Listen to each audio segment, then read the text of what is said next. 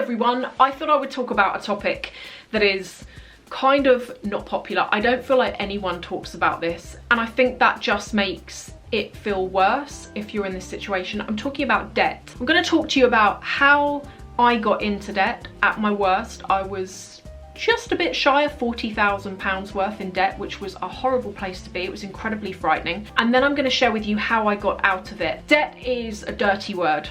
No one wants to talk about it. No one's going to admit to being in debt. My debt really started when I was 18 and I enrolled in university. On my first day of university, we'd gone round and they'd signed you up for your different courses, and then after that they all took us through to the student union, and you were put into groups with the people that were going to be in your halls of residence. Around the edge of the room there were tables set up, and there was representatives from different banks on different tables.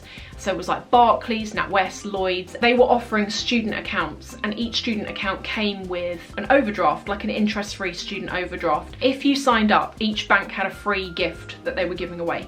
And I am going to demonstrate how much of a stupid child I was at the time. NatWest were giving away free colouring pencils, and I really wanted them. And I wasn't the only one, quite a few of my friends did. So we signed up for this account. We got the colouring pencils that had like NatWest written on them. In my mind, I thought, well, who cares? I'm not going to use this overdraft. I'm not even going to touch that account. I just want the free pencils, so I've won. Barclays were giving away like a free teddy bear. A load of us signed up for that. Again, I'm thinking, who cares? I'm the winner here. I've got a teddy bear and some pencils. I'm not going to use your accounts. But I walked away from those tables, and I had open to me £4,000 worth. So I had £2,000 from Barclays, £2,000 from NatWest, and they were both in the form of interest-free student overdrafts. When I started university, I had saved up £500, which to me was a lot of money. It was a lot because it had taken me a long time to save it, and in my mind that was going to last me a good 6 months. How naive is that? When you live at home and your parents buy the groceries, when you suddenly have to buy them for yourself, you have no idea, particularly when you're going into the grocery store and you're just like putting whatever you want into your basket, fancy toiletries, premium food, or whatever it was that I was doing at the time. You don't realise that you need to look at the prices and you can get the same things for a lot cheaper. That for me is where my debt started. I ended up spending the £500. It didn't even last a month. Not only groceries, but also we were going out in the evenings. Money it takes to get into a club in London, in a lot of the places we were going, was huge. Before you'd even got in there, before you'd even bought a drink, you'd already spent. As someone who had never had to budget in this way before, in such an adult way, I was not clued up on keeping a track of what I was spending and making sure that I was living within my means. I ended up dipping into one of these student overdrafts, and in my mind I was like, I'm just going to take £200, I'm going to look for a part-time job in the meantime,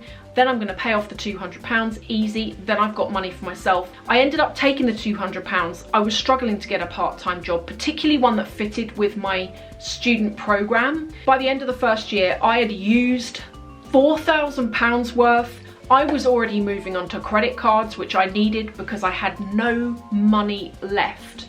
Ironically, my debt continued to grow when I got my first job.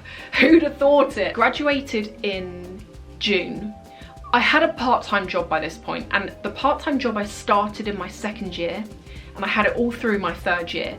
But I used to work Saturdays and Sundays, and I used to get paid £60 a weekend, which didn't even touch my deficit, which by this point is like the UK deficit. They then offered me the job full-time in September. So I graduated in June. I was trying to find a job whilst working there at weekends. I was trying to find a job all through the summer to no avail. So I got through to September. They offered me the job. It was not what I wanted to do, but it was a job at the end of the day. So I took this job, and then I realised, again, why didn't I figure this out? I knew what my salary was going to be for a year, but I didn't know what that would equate to in terms of monthly pay.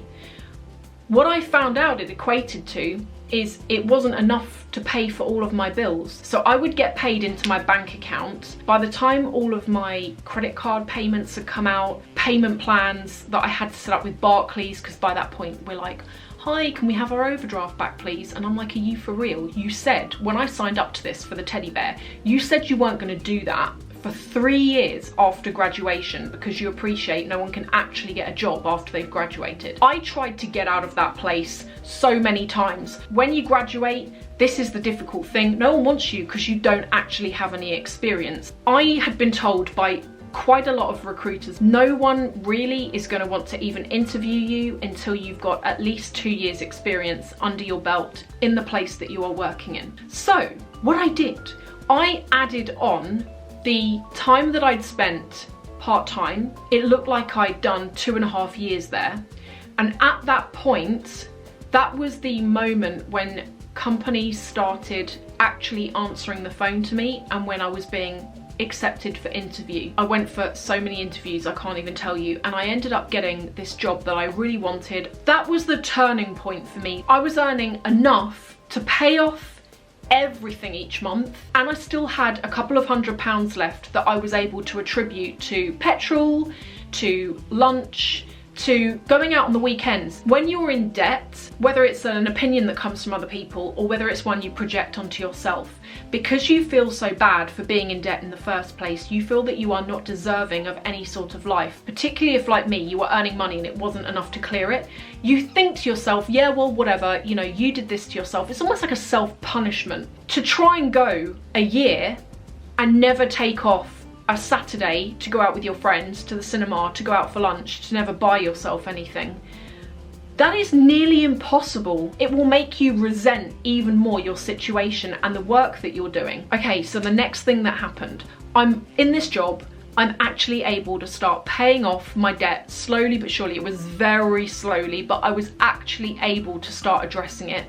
After I'd been at that job for 2 years, I realised, I asked for a pay rise there, and they were like, no, because this year we haven't done very well or something, no one's getting a pay rise. And I thought, okay, even though I like it here, I need to think about myself. I found another job at a place I didn't want to work at, but it was in a promoted role, and I was on about, I think I doubled my salary actually. I continue to pay things off and I increase the amount that I'm paying off month by month. One of the things that really helped me, and I've done a dedicated video on this that I'm going to link to below, if you are struggling with debt, the easiest thing is to bury your head in the sand and not be conscious of how much you're actually spending each month. You know that you're probably spending more than you should. The thought of logging into your online banking makes you want to be sick because you're like, I know it's going to be bad, I don't even want to know. Phone up your bank and get them to send you. You can set up, certainly with my bank, I'm with HSBC, and they send you every day a text message, and it tells you what your balance is and what the last 5 items to come out of your bank account were. Allows you to manage to an absolute T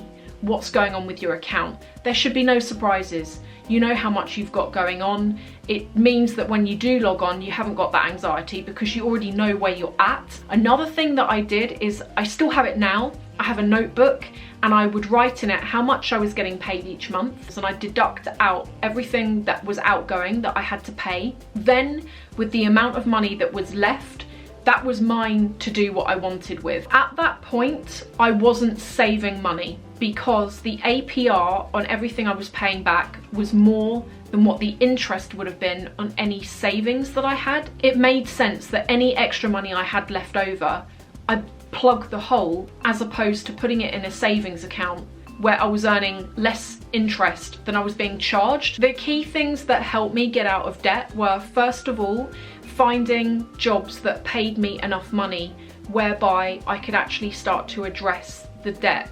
That is kind of easier said than done, whatever sector you work in.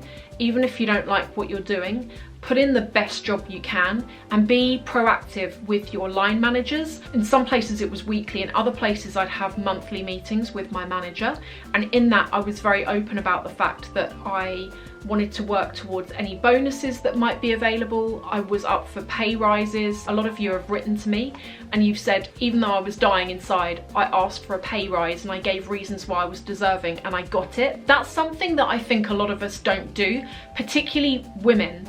When I've worked with men before, men are a lot more confident when it comes to asking for things, and I think as women we tend to doubt ourselves a lot and we're worried about rejection, we're worried about being told no. But so what? So what if you get told no? There is one thing that I'm so glad I didn't get into, and if you're watching this and if you're thinking about doing it, just please don't. Payday loans. Oh my God, those things are designed to keep you in debt. No one goes to those just out of choice. You end up there out of sheer desperation. They put all these adverts on the TV where they make out like they're trying to help you. They're not trying to help you.